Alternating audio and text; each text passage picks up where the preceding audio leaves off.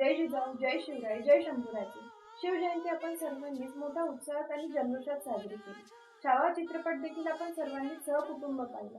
ज्या उत्साहात आपण शिवजयंती साजरी केली, त्याच उत्साहात कौटुंबिक पातळीवर आपण सर्वांनी उद्यापासून म्हणजे 27 फेब्रुवारी ते 29 मार्च पर्यंत अर्थात फाल्गुन शुद्ध प्रतिपदा ते फाल्गुन अमावस्येपर्यंत धर्मवीर बलिदान मास पाडायचा आहे.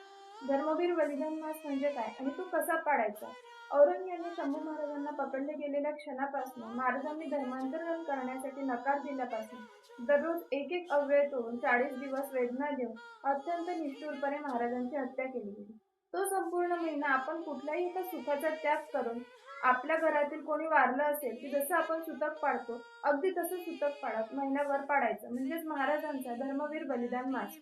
आता आपण कौटुंबिक स्तरावर धर्मवीर बलिदान मास कसा पाडायचा ते पाहूया. धर्मवीर छत्रपती संभाजी महाराजांची प्रतिमा आपल्या घरातील देवघरात लावावी. महिनाभर दररोज कुटुंबातील सर्व सदस्यांनी एकत्र येऊन प्रतिमेला हार फुलं अर्पण करायची, पूजा करायची, श्लोक म्हणायचे. महिनाभर प्रतिमेसमोर अखंड दिवा लावून ठेवावा. घरात जे काही अन्न शिजेल त्याचा नैवेद्य दाखवावा. महाराजांनी महिनाभर अन्न पाण्याचा त्याग केला होता हे लक्षात घेऊन शक्य असेल तर दिवसाकाठी एक वेळा जेवावे.